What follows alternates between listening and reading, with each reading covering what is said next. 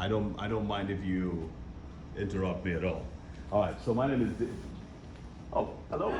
You're welcome. Well, now we have another fun. Another five. And she sat right in front. That's exactly, that's the way it should be, right? So welcome. So again, my name is David Ajibade. I'm a medical doctor, physician. I operate both in the U.S. and I'm from, can anybody guess where I'm from based on my accent? Let's see. Well, Africa, of course. But, Of course. Cameroon? Closer? That's close, but not there. Ghana? Getting closer. Not Jamaica. Oh, now you're going far off it. I'm sorry, no, I didn't even make it. What's that one? Nigeria. Yes. Nigeria. Yes. Nigeria has the most number of black people on the planet. I don't know if you guys know that. I think my ancestry, I think I have Nigerian. You have Nigerian blood there too? Okay, what's your name? Sabrina. Okay. Yeah, so I'm from Nigeria. We have a lot of, I used to, when I was in medical school, we were told dementia was, we used to believe that dementia was a problem of the very, very, very old and decrepit white person. Now we're finding out that that's not true. I mean, now we now know it's worse among blacks than it is among whites, like twice as bad. So a lot of the things what we learned, I guess, are changing, and we're now beginning to find out more. So I know two of you have had people who had dementia, somebody in your family or somebody loved ones. My mom. Your mom did. How about you? I think my brother. Your brother, but he had Parkinson's. The other one had Parkinson's. The other one. The first one was, the oldest one was, I think was a mix. Okay, how about you, man? I don't know. I mean, I have an aunt who's going through some kind of music dementia type stuff. Okay. And of course your mom. And I have a mom that's going through it now, and my grandmother, she passed away. your mom's mom? No, my father's mother. Okay. My son and I, we took care of her for like the last 10 years of her life. Okay. And now I have seen a lot of things in my mom that lead me to believe that she's going the same path. Okay. Well, I'm hoping I'm sorry to hear about your grandma, man. Thank you. What you're going through. I'm hoping what we can talk about today will be beneficial. I treat dementia patients, I treat Parkinson's disease, but I didn't always start there. Many years ago, I was treating kids with brain disorders. Basically, I started a foundation. Back in Nigeria, we don't have access to all these healthcare facilities. I'm sure in other third world countries too. And we had a lot of kids with cerebral palsy, epilepsy, and all these other brain disorders who just weren't being helped. So we decided we're going to find a way to help them. So I would set up a day of the week.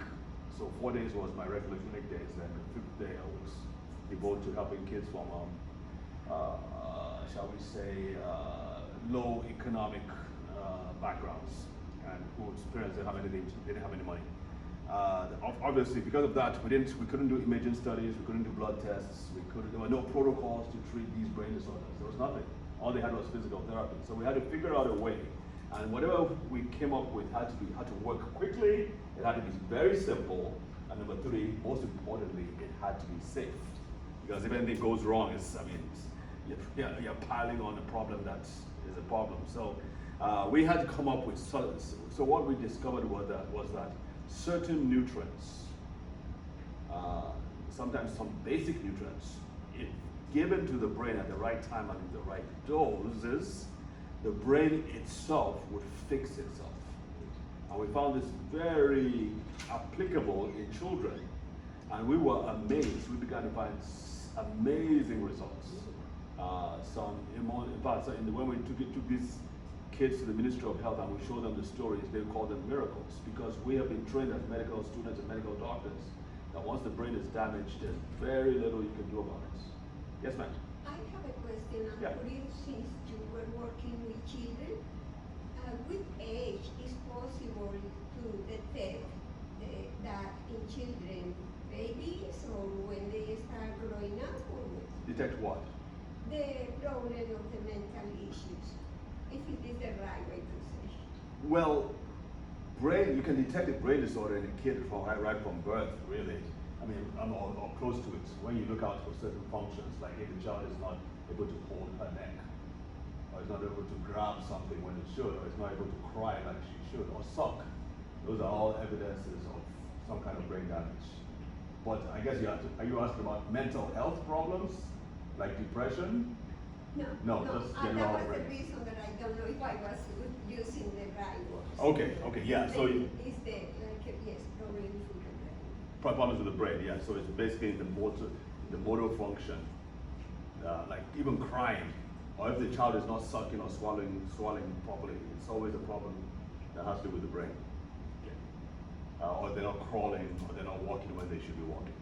So over a period of time, and we're still doing it to this day. As a matter of fact, we had another clinic today in Nigeria. So we have we treated thousands of kids, everything from cerebral palsy to autism to epilepsy and so on. And like I said, we learned that the brain has so much more capacity and potential than we give it credit for. And you just have to find out what it needs. And once you give the brain what it needs, it's going to respond. We found that to be true also in adults. But just want to tell you one quick story. This kid here, they came to us because at 2 years of age, she was insulin-dependent diabetic at 2 years, and the nurse gave her 100 times, by mistake, 100 times the dose of insulin. Yes. Fry her brain. Totally. She was like this when she came in. Totally. I mean, how she survived it, I do not know. But she survived it. And the solution, you got it?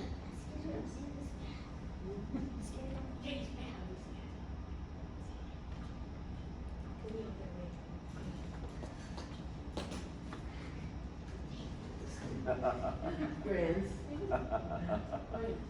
All right. We'll hold your seat for you, okay? All right, so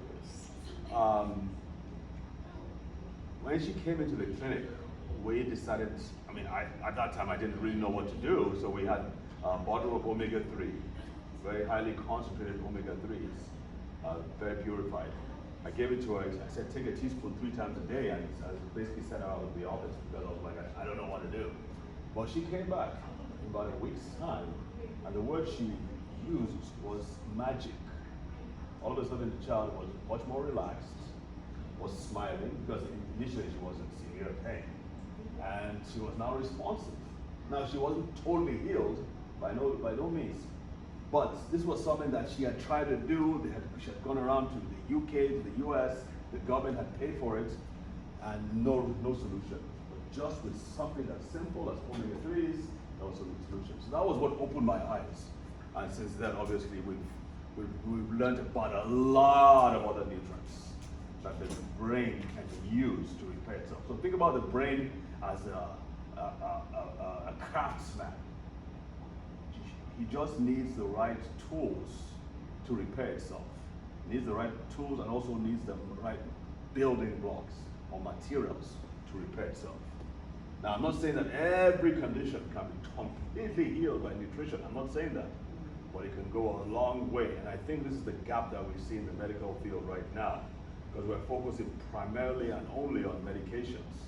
But we're not looking at also what the brain needs, the nourishment it needs. And I'm hoping that we can point this thing out to you as we go along. So along the process, we started having adults coming to us too, with strokes, with Parkinson's, with dementia, epilepsy, and so on. So we basically applied the same principles that we had learned from treating kids with all those brain disorders. We just applied it because it's the same brain. Yes, it's more difficult because it's adults, but it's still the same brain. So we applied the same thing, and we started getting great results in those areas. In the process, we won a lot of awards, both in Nigeria and over here. I've been here in the US now for about 5 years. And one of the things that I've been trying to do is to speak and to teach around the city, because I don't know if you know this, but Baltimore is #1 in the country for dementia. You didn't know that, right? Well, not one of too many things. Huh? We're not going to too many things. Too many things. Too many things. And Maryland is number one, by the way, among the states. So this is ground zero as far as I'm concerned. And I feel a mandate, a mission. I feel like I have a mission to really talk about it and educate as many people as possible. Because the truth is, there's a lot that you can do right now to protect your brains. And most people simply do not know what those things are. And so therefore, they're doing the complete opposites. And many are damaging their brains on a regular basis. And they don't realize that they can turn it around. So hopefully we'll be able to give you some clarity and direction and possibly hope as well. Because what happens with dementia is that the brain shrinks. It's not just a psychological thing. The brain shrinks by as much as 30%. That's a lot of brain tissue. That's a lot of computing power that is lost. And someone that has dementia or just from age, it shrinks? Well, from age to it shrinks. Okay. Maximum 10% From age? from age. Okay. But with dementia, we're talking about 30% and above. So that's a lot, it's a lot Yes. worse, okay? I am going to say that a few things that maybe your doctor has not spoken to you before, so you have been warned that this is I'm coming from a different angle. It's not wrong, what I'm saying is it's not going to be wrong, and you can search it out, but it's different from what medical science has taught us. It's very important we talk about this because the numbers are getting worse, especially since the pandemic. We know it's going to double in the next few decades, and it will triple among blacks. And like I said earlier, blacks have it worse than whites do. So we really have to take it very, very, very seriously. So let's define dementia. Dementia is a problem that is related to decline. So as I said before, dementia is an umbrella term for about 100 different diseases or syndromes. Alzheimer's disease is one of them. But in almost every case, there's something with memory, there's something with mood, something with behavior, and something with the ability to think, like long-term planning, impulse control, and so on. That ability to act like a human being. All right? So, and then this is the umbrella right here. Is that a fire alarm? Oh, I don't know. No, it's probably an alert on our phones. Oh, okay. Yeah. Everybody's on everybody's it. Oh. So it is Amber Alert. Like a storm or something? No, Amber Amber Alert. Alert. Child abduction. Child abduction. Oh. So with the week comes Mhm. Arundel County, empty Amber Alert license T2005-657, empty 2016 black Nissan Rogue SUV. Well, I hope they find whoever it is. Sorry about that. Not a problem. Not a problem. There's too much of that going on these days. Yes. Okay, so where were we? Talking about dementia, Do right? you have any paper to write? or- Here, I have a kid sheet that you can have. Do you have a pen? Yeah, I have. Can I have two? please? Absolutely. Yeah, I no. have a little one and one for Jack.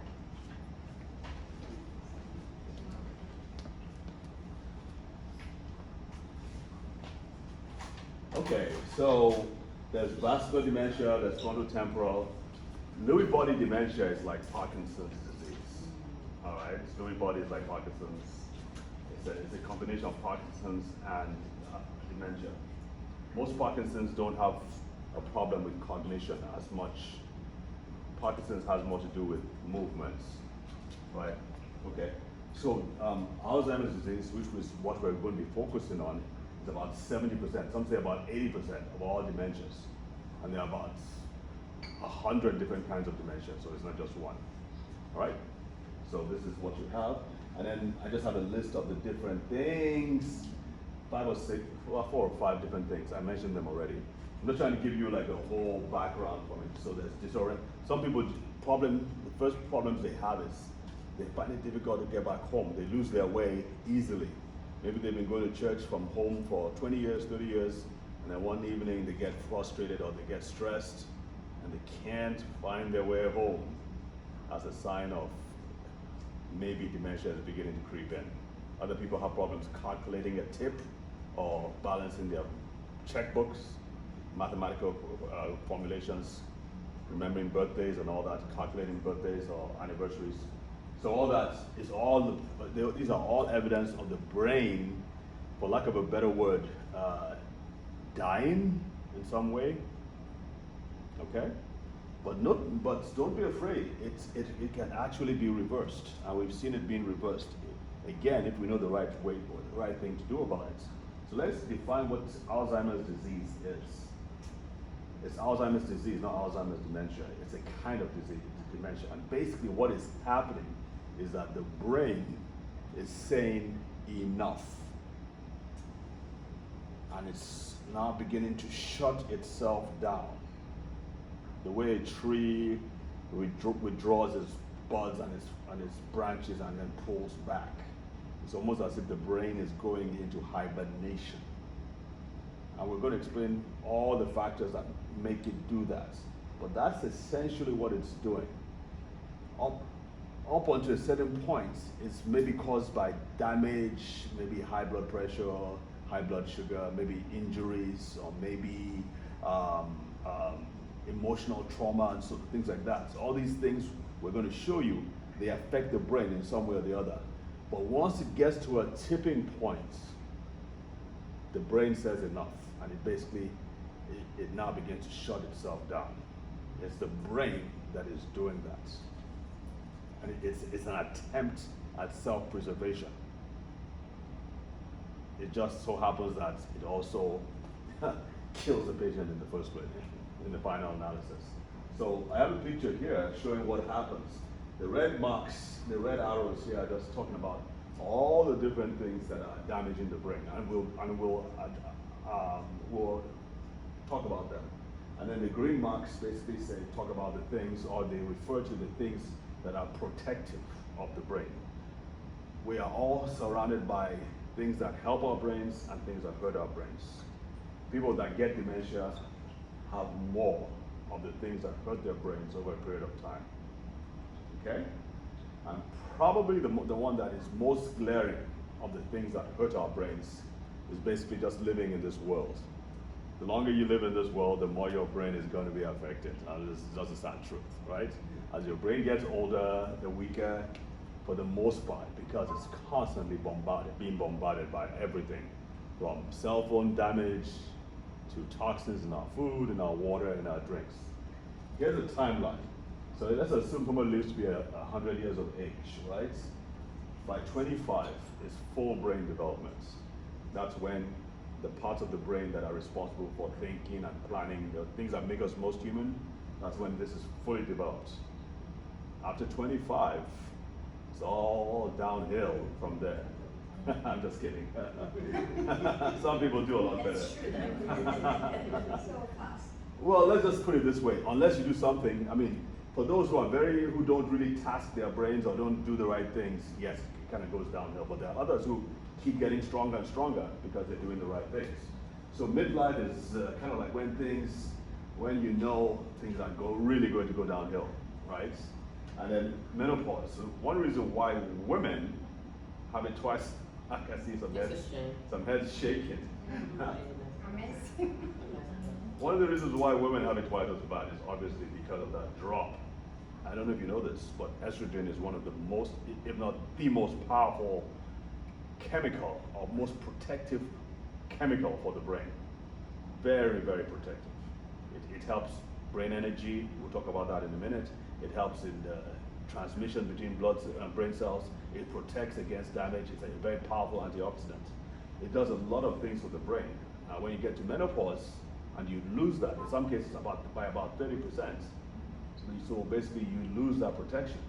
What is it that you're talking about? What do you? Estrogen. Estrogen. Okay, I didn't hear you say estrogen. Estrogen, yes. Okay. So that's one of the reasons why people, I mean, I have a whole class where I talk about the 12 reasons why women are twice as likely to have dementia than men. That's one of the reasons. There are other reasons as well, but estrogen, that menopause is a big factor. And then of course by 65 is when we now expect anybody who's going to have dementia may have it. Anything before 65 is not expected. That's why it's called early onset dementia. Anything below 65 is early onset, after 65 is normal. All right, let's skip on. The thing that stands out, why the brain gets more vulnerable to dementia, is what is known as an energy decline. In your 20s, like I showed you, in your 20s you got peak energy levels in your brain, all right? Can you see the direction is going after that? It just goes down from there. Now, people with dementia, that decline is a lot sharper. So maybe in their 40s, it's like here and down and down. And so the problem is, what is causing that drop in energy levels? We'll talk about that as well. All right, but once you begin to drop your energy levels in the brain, there are some things that will begin to show up. I use the term brain farts. But I want to talk about how, just let me quickly explain to you how that happens, because you need to understand how the brain works. The brain is made up of mainly connections between brain cells. On that side, you see one brain cell coming together with another brain cell. Those bubbles are like chemicals, so they pass signals from one brain cell to the next. Anybody familiar with the word synapse? Yeah, synapse, yeah. You're familiar with this? This is a synapse right here. There are about 100 trillion of those synapses. I don't know who sat down to count them, but I'm not going to try and prove or disprove. I'm just going to take their word for it. So about 100 trillion of those synapses. Everything that you do, whether you're listening to me, you're hearing what I'm saying, you're writing things down, you're thinking about food, you're thinking about your kids or your grandkids, everything this must happen before that happens. Movements, whether it's physical movement, whether it's movement of the gut or food through the gut, everything is controlled by that, okay? Now here's the problem. The network, like I said, has about 100 trillion connections between brain cells. This requires a lot of energy to be maintained. How much energy? Over 60% of the energy that goes to the brain is devoted to maintaining this network. If there's not enough energy, the brain, it finds a way to ration it. And when the way it rations it, so it begins to select where the priorities will go. And when you think let me ask you, which one is more important? Is it important for your brain to remember your spouse's birthday, or is it more important for your brain to remember when to breathe? You know, I was at a annual dinner one day, and I was speaking to a whole crowd I asked them the same question, and they were like, mainly the men, they were like shifting on their seats. They were not sure how to respond. And then finally one said, It's teetering. It's teetering. It's like, I don't want to get in trouble. My wife is right here. Either way, I would be dead. It was so funny. It cracked me up. But so what happens is that the brain decides to start rationing. It starts taking away. So it starts focusing on the more important things. So think of planning, long-term planning, remembering this or remembering how to navigate. They're simply not as important as being able to digest, breathe, control blood flow, and all those things. So it begins to ration. That's really what is happening. So when your grandparents, grandmother, loved one is beginning to make these glitches, you see these glitches, it's because the brain is saying, that's not what's really important right now. There are other things in my body that I have to take care of. It's rationing the energy levels. Does that make sense? Okay. So you have all these examples here and there, poor judgments, difficulty. Some people, the first signs of dementia is they're not able to follow the conversation. They're not able to keep up. Sometimes they think it's a hearing problem. So they go and check with the audiologist, find out their hearing is perfect. It's a brain problem. The brain is not able to keep up. Other people have a problem, maybe they ask the same question over and over again. It's not that they forgot the answer. Sometimes they forgot that they even asked the question in the first place, or they couldn't understand what the answer was. So these are all things that happen. And again, I just want to keep on emphasizing, the parts that are first affected are the parts that make us most human. The parts, because those are the parts that require the most energy. So memory, detailed thinking, and so on. Those parts are also the parts that have the highest synaptic density. So the greater the number of synapses in that area, the greater energy is being used. Does that make sense? I know I keep saying, I'm saying the same thing over and over in different ways, just so you can have an idea of why this is important. So now that we understand that energy all has to do with the energy and the synapses, let's find out what drains our brain of energy, other than aging, obviously. But even aging, there's a mechanism that goes through it. So I have what I refer to as dementia's dirty dozen. Can you all, have you noticed a pattern here anywhere? Oh, eyes. They all start with the eyes. There you go. Absolutely. So this kind of like, I mean, after teaching and treating and working with people for decades, I figured, okay, these are some of the patterns that we see, and we can discuss some of them, but probably it's not the time. But I just want to talk about a couple of them, like illnesses, for instance. Under illnesses, you would have mental illnesses. You could have cardiovascular disease, high blood pressure, and diabetes are top contenders for leading to dementia that most people don't know, and even doctors don't really talk about, because they don't realize that these things, they may be, I just need a drug to control it, but high blood sugar and high blood pressure damage the most sensitive parts of the brain if they are not adequately treated.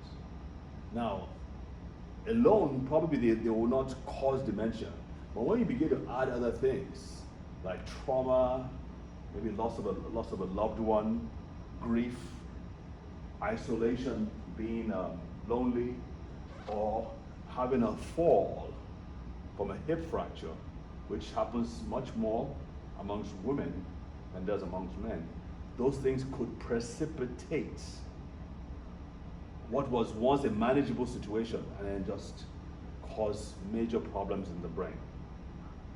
Okay? So this is why I have an ebook. You can actually, if you have an iPhone, you can actually download, I believe there's a QR code somewhere. There you go. There's a QR code. If you have a cell phone, you can take it. I can show it to you afterwards. Where I explain, excuse me, I explain each of these 12 things so that you can find yourself possibly, and almost everybody will find themselves somewhere in one of these things. Okay? Sleep is another big problem. You all ladies here, ladies have a big problem with sleep in general. And sleep, not having enough sleep is a big risk factor as well. So you need to find a way to take care of that as well. All right. So let's see, decline. What else affects my brain energy? Okay, so I wanted to talk about this real quick. The definition of Alzheimer's disease, according to standard medical definitions, is that Alzheimer's disease is a kind of dementia that is caused by the growth of certain things called amyloid plaques. Anybody familiar with that? I've been hearing that lately, and I've seen some studies about it, I've seen.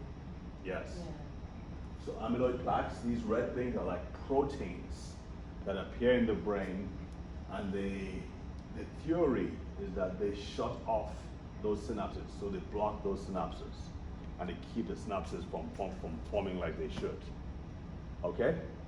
And so there's a lot of money. Many of the drugs now, they've spent about $30 billion, I believe, $30 billion trying to develop drugs that will remove those plaques.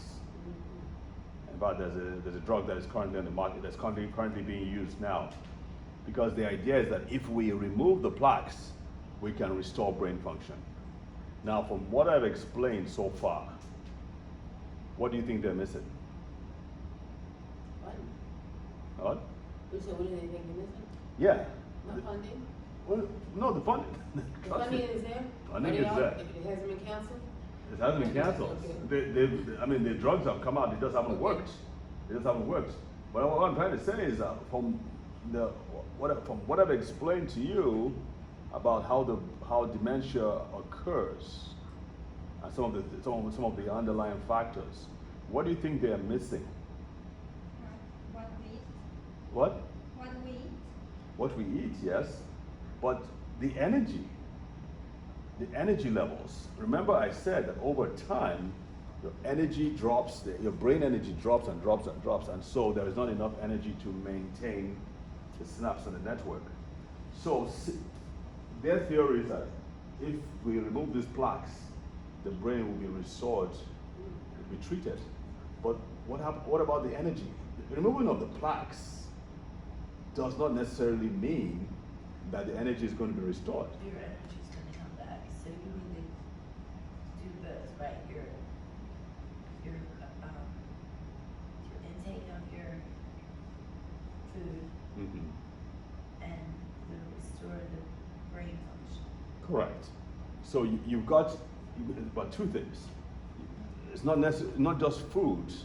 You've got to do the things that are draining your brain of energy. That's how we came up with the dementia's dirty dozen. Remember that? So you need to address wherever you see yourself in this. People are affected by different things, right? So you need to address the draining of the energy, but then you also have to find a way to increase your brain's energy. Now, you may require a doctor for that, but food is, I can tell you now, there are certain kind of foods that will make it worse. Like if you take a lot of sugar and a lot of starchy foods, you don't want to be doing that because that will drain your brain of energy. So you need to have the right foods. Now, like I said at the beginning, we deal with specific nutrients that can help to restore energy and help to rebuild the brain. You're not going to get that in diets at all. So they have to be specific nutrients, and I'll point you to some of them. All right, so I just went back just to let you know that simply, if somebody comes down with the Alzheimer's disease right now, and they take them to the doctor, what they will do is give you a drug that will remove these plaques. That, from what we have seen, has not shown much promise. And there have been several drugs that have come out with, they've taken off the market because those drugs failed. In fact, in some cases, those drugs caused harm to the brain. Harm as in brain bleeds and brain swelling. Okay, we don't want that, do we? All right. So we need to take a cold hard look at that, plaster and what else. So our approach, what we've seen from working with the Brain and Body Foundation, is that you have to do several things at once. You got to support the brain. You got to deal with the brain energy right there. Find a way to restore that brain energy. You got to improve blood flow. Remember, we talked about cardiovascular disease. We talked about hypertension, diabetes. That needs to be addressed. If there are any infections, and I'm going to say this: if you have a tooth decay and you have a tooth infection, that's a big risk factor for dementia. Yes, we don't realize that. You got to check your teeth and make sure there are no infections in the gums, because that can trigger things like inflammation in the brain. So you've got to take care of your dental health. Gut health is very important too. I mentioned hormonal health, right? Estrogen. If your estrogen levels are low, your brain is at risk. There are also other nutrients as well. So we, like I said, we try to give all the right nutrients and support the different systems. It's when we did these things, and like I said, I had to learn these over the decades. It was only when we did this that we now began to see our patients recover. As a matter of fact, I had one patient who, from Nigeria, because the son calls me, he sends me the mom's reports, and basically, this was what stood out to me. Global cerebral cortical, forget everything else. The word atrophy. You don't want the word atrophy and brain in the same place. Okay, because once that has happened, most doctors will tell you there's absolutely nothing you can do once there's atrophy. Well, we started treating. I bought a lot of again, I do not use medications. I use only supplements and nutrients. And we send them back home, and within less than 2 weeks, this was someone who was pretty much almost bedridden. She couldn't eat by herself, she couldn't talk, she couldn't recognize people. Now she's walking by herself. Right? A little unsteady, but she's walking by herself. She's able to eat, feed herself, and they sent me a video of her pointing to her grandkids and recognizing each one. This is something that for years she had problems. Bottom line is that there's a lot that can be done. Your brain is, or a person with dementia or Alzheimer's disease, the brain is basically crying out. It's crying out for nourishment, for nutrition, for help. Most times we don't heed that call. We think about something else and we try to give medications. I'm not saying medications are bad. I'm saying you've got to give the medications and you've got to nourish the brain back to health, okay? So that's the QR code. I mentioned this at the beginning. There's a rise in dementia. It's now worse than ever before. And it's especially bad in 3 categories of people: veterans, blacks, and women. All right? Now, since I belong to 2 of these categories, and by that, it's just for clarification, I'm referring to the fact that I'm a veteran and I'm black. All right? I belong to 2 of them, so I'm very concerned about this. Very, very concerned. And I just don't feel enough education. We're not educating our lay people like we should. So that's why I'm doing what I'm doing. Coming to the library in a hot, very hot day to come and try to educate you all about this. And I hope this has been beneficial. I'm just going to end with this. My talk is about keeping your marbles. And there are 3 things that I always emphasize. There are 3 things. You want to, if you think about your brain like a castle, right? Inside the castle, you have the community, you have the people, they're doing economic activities, they're doing political activities, they're having reproductive, they are making babies and all that. But this community has to be protected by walls and a moat. So think about think about it that way. Your brain is controlling your body, and it's the most important. It has to be protected as well. Those people who come down with dementia, like I said at the beginning, we are being affected by the bad stuff, but we also have to take care of the good stuff as well. If you're going to protect against dementia, you're going to have to know the things that harm your brain and then avoid them, or at least to reduce them. Then you have to know the things that help your brain, embrace them, and use them well. And then number 3 is that you've got to know your numbers. And by numbers, I mean certain tests that you should be doing at least on a yearly basis to see how well you're doing. And these are simple tests that you can find in most 3rd world countries, not just in the US. You don't have to do these elaborate brain scans. There's some simple tests that you can do to at least give you an idea of how well your brain is faring under the circumstances. All right, let's just go through them really quickly. The example I'm going to give is sugar, because a lot of people are taking way too much sugar than they should, and sugar can be very dangerous to the brain. So I have a teaspoon here. Most people are shocked when I say this, but your brain and body does not tolerate more than a teaspoon in the entire body, circulating through the entire body. So in other words, after a meal, after a drink of, let's say, Pepsi, or whatever it is, your body's going to work extra hard to push those sugar levels down to a teaspoon. Yes? What happens from sugar from fruit? It's still sugar, but because there's also fiber and there are also other nutrients in it, it's not as bad, but it's still sugar. It's still sugar, yes. So you want to watch out for that as well. It's not as bad as just taking raw sugar, but because the fiber helps out, but it's still sugar, so you want to watch Um, so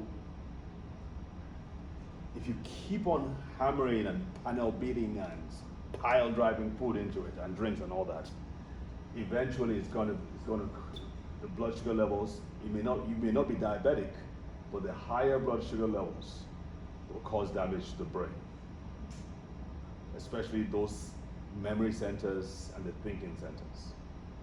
And so the funny thing is that it makes you more addicted to these things. So it's like a vicious cycle.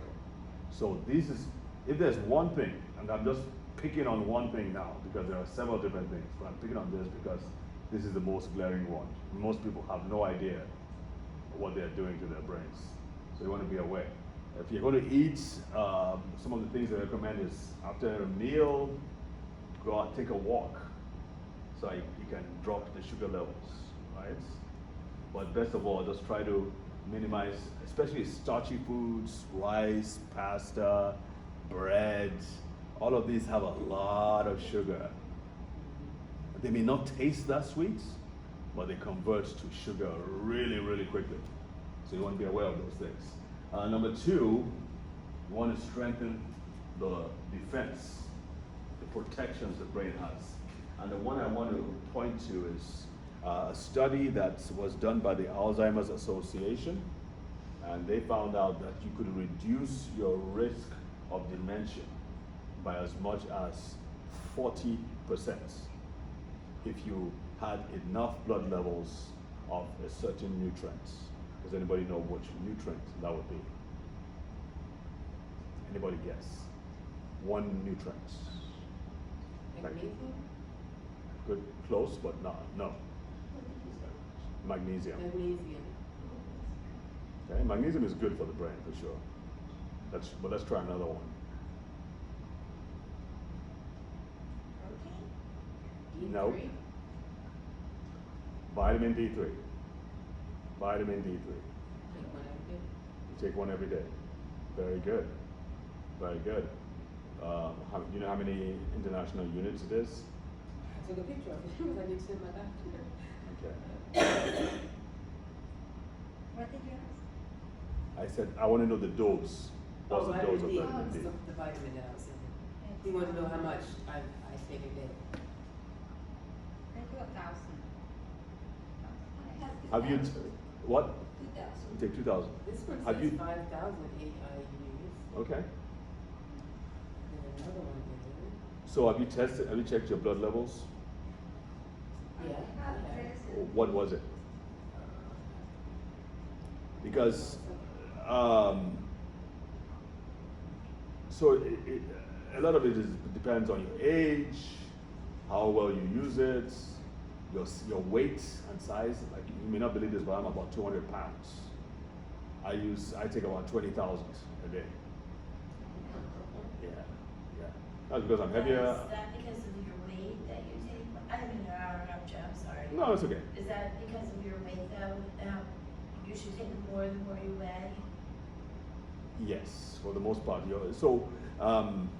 So smaller people, like two ladies here, I may not be, so 2,000 to me is so small. I may not be as worried. Small? Yeah, it's small. Even for me, How many you said? 2,000? 2,000. I take 20,000. You take 20. I take 20,000. What really matters is the blood levels. Okay, so let's get to that. Okay, so vitamin D is very important, right? Another thing I'll get to it. I promise. Another thing we've got to work on is sleep. You don't sleep well at all. How many hours of sleep do you get? When I can sleep really, really well, I maybe can sleep 5 to 6 hours. That's really, really well. But sometimes I can sleep 3 hours. Not 3 all hours. the time. I have a lot of worry and anxiety, and I try to put away that, but sometimes really stupid things keep me away. Yeah. I sleep about an hour and a half, and then I'm up for like 2 hours, 3 hours, and then I'll lay back down. And, yeah, I have trouble sleeping as well. But now I can sit here and be out in 2 seconds. So you're basically telling me I'm boring you, right? Oh, no. No, Not at all. I take medicine to even sleep. sometimes you're doing interesting things, you can handle it. I am sometimes reading a book that I'm really crazy about this, and I am You're not away.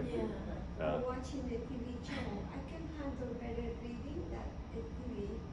TV makes me sleep. TV makes you sleep more than reading does. Wow. Okay, well, I'm going to maybe throw a couple of things out to you. So one of the reasons why vitamin D is so important is that it helps with sleep.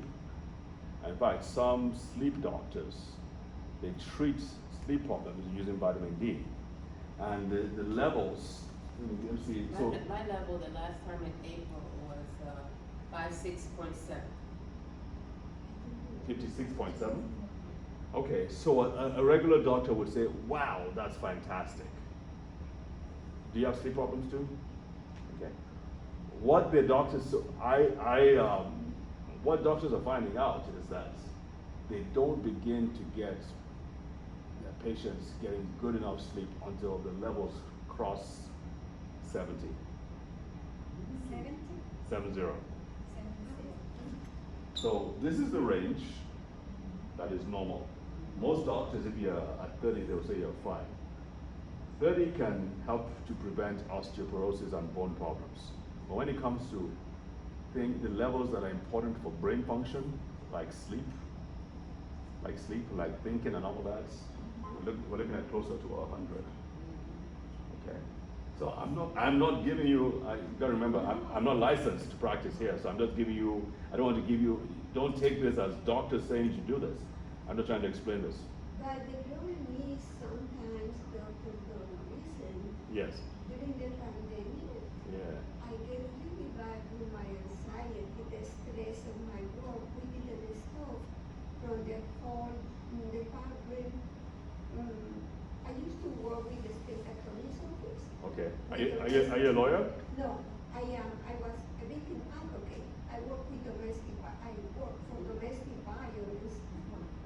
Ever, and it comes to the point, the pressure. We just interviewing people by phone, and we're not able to stop. Everybody was at home doing nothing, but we were teleworking, and we were going to the office, and the stress was so bad. Plus, that you have your own things. Problems. And I know I have anxiety, and I was getting that I was not able to function, and I was telling my doctor, I can't sleep. You have to give me something. But no sleep pills, that don't help me. She didn't give me anything until one day that I started crying in front of her because I wasn't able to control myself. So what did she give you? Except girlfriend. Did it help you? I retired and I improved a lot after I retired. Honestly, I still taking it. I don't take much, but I think I felt like it helps. It helps a little bit. And sometimes I try to think to let it go and don't take anymore. Yeah. But suddenly I have this thing that I can live at home. And I have to take a Rosedale. It is really bad. Oh boy. It concerns me a lot because but then if you just get something just to sleep, you don't sleep and like it's giving you more damage. I know. That's a problem too. I got to tell you, there's a solution to it. It's just that you may need to try different things. You may need someone to work with you to try. That's what I have in my mind, but I can't find the perfect person. That made me think a lot. Yes. Need. You need someone to work with you and kind of titrate and try combinations. Now, I do it. I work with patients, but I don't take insurance. But the problem was that I am having a social worker. therapy with me, but the thing is, they were concentrating. I tried 3 different ones and I gave up. Oh, I think you need more medicine. No, I don't think so. That yes, I'm going to no. No, you don't need moments. No.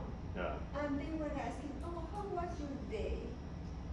How much you are sleeping? And they didn't have anything to handle with you, just these routine questions that everybody Asks. make. And I gave up already for different people. Yeah. I said no more, Yeah. I'm wasting my time, and they too. Yeah. Well, I mean, I think I know what you might need, but like I said, I don't take insurance, and also I have people sign waivers and all that. So you know, in this country, everybody sues everybody, right? So I mean, one can help you. I mean, if you do want to seek my services, yes, I can help, but it takes time and it takes. There's a fee involved, but there's a solution for that. Yeah. Yes. Do you take sun, vitamin D3 from the sun? You make it You make from the sun, so you have to go out in the sun and expose your skin. So you can't just. Most of you are not going to get much vitamin D. What Right, because it about rains too much. It's what? you- It rains too much, you can't get in the sun. Exactly. No. But then you have to use sunblock Right. to protect your skin. Right. So yeah, I understand. With white people, there's a greater danger of sunburn and skin cancer and all that. But what they recommend is that you would go out for like 30 minutes to an hour, then get back in, go out. But you got to build some resilience and expose your skin. The problem I see, and the problem some doctors see, is that white people especially, you all stay away from the sun. You are indoors under the air conditioner for like 9-10 months of the year, and then when it's vacation time, you go to Ibiza or Argentina, then you go crazy, and then you just expose your skin for the first time in 10 months, and your skin isn't used to all that sun, and that's where it can cause damage. But if you have it more in a controlled way, Yes. and then expose, there are some parts that are more prone to damage, like the shoulders and the neck, control, and then just protect those parts. But try to expose, come out in the sun, and the Like when you're mowing the lawn, you're Yeah. getting good sun. yeah. So 30 minutes to an hour This is or in the two, afternoon, an it's afternoon, really yeah, like, yeah. So try and it's expose, good. yeah. So try and expose over a little bit of time, and that helps, because it's not just about vitamin D. You're talking about other things that are extremely important that your skin makes from being exposed to the sun, including sleep. Some people say if you wake up in the morning and expose yourself to the sun early in the morning, it will help you sleep Yep. later at night. Yes, so there's a lot of things that are involved in that. But vitamin D, very important. Like I said, you want to be over 70. I tell my patients, you want to be over 70. Even for menopause too, all these hot flashes that people were having, they found out that if you increase the vitamin D levels to be over 70, those symptoms are reduced. So very important, vitamin D. The other thing that I do for some of my patients too is melatonin can help a lot if it's in high enough numbers. Some people just take like 5. No, it doesn't work for me. It's No, like candy. I used to, years ago, I used to take it, and I was getting so much sleep, but then it stopped. Then Well, they you're were not maybe okay. How much were you taking? 5 milligrams. I take 30. I take 30 milligrams, and I sleep better. So you might need more. That, but you go and buy over the counter, and that's what you can get. Davina, can I ask a favor? I usually have someone take a picture of the class. Is that your son? That's my grandson, Brandon. Yeah, I'm taking a picture. Of what? We're gonna take a picture of this stuff. Yeah, can you just take a picture from the back? Just I don't want to be intrusive on anything, but you can just take a picture from the back, so we don't take you from the front, if that's okay.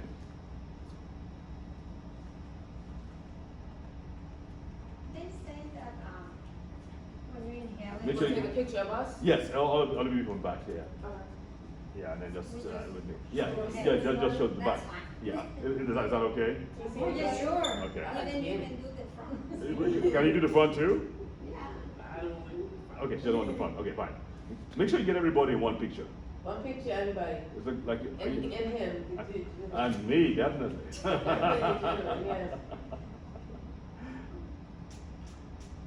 Got it. Thank you. Yeah. I'll send it to you, I think. can I give you my number? Sure. 7, whenever you're ready. Yeah, so so magnesium too is very important. Melatonin. You may not. Some people are not getting enough. 713. Okay, you want to? Oh, I thought you were asking for it. But melatonin is not just for the sleep. It's also very important as a detoxifier. It helps you detoxify and all those stress. When you're anxious all the time, it releases chemicals, bad chemicals in your body, in your brain. So things like melatonin can neutralize all those toxic chemicals and help you clean up better, clean your brain better. So it's not just for sleep. And which kind of contraindications can melatonin have? Because some doctors don't like that you take it. Very few. I think there's been an unwarranted level of fear for it. Some people say that, well, because if you're taking too much melatonin, your body will not be able to make its own melatonin. But we found out that that is not true. Okay, that's good. Yes. People give it to kids, like. Kids have the most amount of melatonin. Right. Why? Like, Because- We produce melatonin. Exactly. So kids produce the most amount of melatonin, and that's why they sleep the most. They sleep the most, you see? So you 713. 859 4 8, 4333. 4, 3, 3, 2, 3. 3, 4, 3, 3, 3. Correct, yeah. So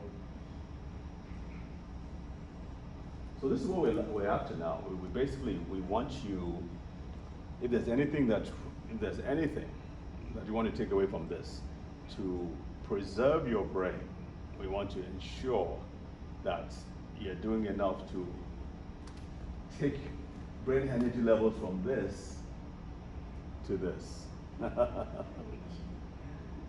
If your brain energy levels are tip-top form, it's almost impossible for you to get dementia. Almost impossible. But that would mean that you are going to have to avoid a lot of things. You might have to discipline yourself in certain areas. It involves some degree of activity and exercise. It involves being in nature for a while. It involves good human connection. It involves eating the right kinds of foods and not eating the wrong kinds of foods. So there's a whole bunch of these other things that come together. And I mean, I have on my YouTube channel, I have a lot of these, I talk about a lot of these things. So that's our website address, and I have 2 website addresses. And then you can find out more about what we do on our site. I have a question about the, I'm confused. Growing up, I know we used to call it a bad term. We used to call it mental retardation and all. And now I hear autism. I just wonder, are they like the same in some way or no? Is it autism and mental retardation? No. Some people with autism are super smart. Autism is a developmental issue. Some kids are not as smart, yes, but it is not equivalent to, it's not synonymous, let's put it that way. They're very different things. Okay. And how it, like, sometimes you get these little websites or these little games that say these are games that help train your brain, or like word puzzles, or Yeah. you know, like crosswords, you know, this Mahjong thing that you put on your phone. I mean, are those effective? Anything that tasks your brain, makes you work harder, reading, whatever it is, everything is very helpful because it makes those connections, it creates connections between brain cells. But more important than anything else is the energy levels. Those do not raise energy levels the way certain things can raise the energy levels. So that's the most important thing. Yes, ma'am. I have been like reading and listening to podcasts about neuroscience, and they say that breathing is very important for the brain, for the body, but for the brain too. Yeah.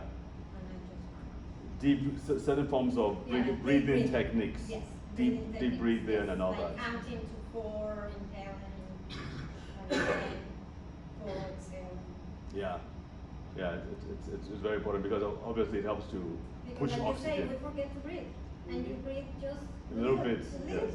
bit, Yes. a little bit here, a little bit there. Right, we don't use our full lungs. Yes. Yeah. And breathing deeply, like you mentioned, it helps drive oxygen to the brain, so it helps to give the brain better oxygen and better energy. So if people can practice that, that's very good. But not everybody can. So I always like to go with the things that, like remember what I said at the beginning. Our approach has to be simple, it has to be effective, it has to be safe, and it has to work very quickly. And so anything that requires I have to sit down with you and teach you, come back after 3 weeks or after 3 days and teach you and teach you and teach you. I have patients around the world, so I can't teach them these things, but I can say, take this drug 3 times a day. I can ship it to them and just make sure they're doing what I ask them to do. So that's where I come from. So I totally agree with you. Those are all these different things, crosswords, all these different things work, but it all comes down to brain energy. Are there any studies that are out that because it's hard to get your doctor to give you a brain test. Like I have chronic tinnitus, like my ears ring constantly, and sometimes I feel that's a brain issue, and it's probably affecting my brain. It's going to do some things, and I just want like a test, and I try to get that, and but how do you get into a study, or how do you get your doctors to decide? What do you say to make them say, look, we're gonna give you an MRI for your brain? I mean, it's just, So you told them about you have tinnitus and you want to test, and they said what? that it's a hearing loss issue, that kind of thing. Your hearing is less, But to me, I think it's brain related in some way. And if it's not, it can affect your brain. All you hearing is noise at the time. Yeah. And then you're talking to people, and they're like, you asking them, you already got hearing loss, then they got tinnitus, and you ask them over and over for questions, and then they tell me, something wrong with your brain, like, you see what I'm saying? I'm here because people think that something's wrong because I can't hear them, or they think they told me something, I didn't, take it in. Have you tried to do a hearing test? I've had hearing tests, yes. And they said- It has gotten some less, but it's kind of steady, like it's the same space. Yeah, I don't understand why the doctor would not want you to want to go further. If they've done the hearing test and they say your hearing is, you just say your hearing is okay. No, it's gotten some hearing loss. It is some. So what did they ask you to do about that?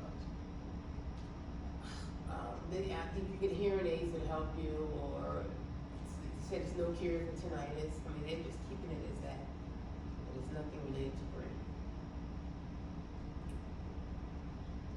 Yeah, I mean, I hear what you're saying. It's, I mean, there's a solution for every problem. That's what I believe. I hate to hear that somebody telling me no, or this Yeah. can't. I really don't. I do hate that. Yeah, Say you can't fix there's it. definitely a solution to every problem. It's just Huh?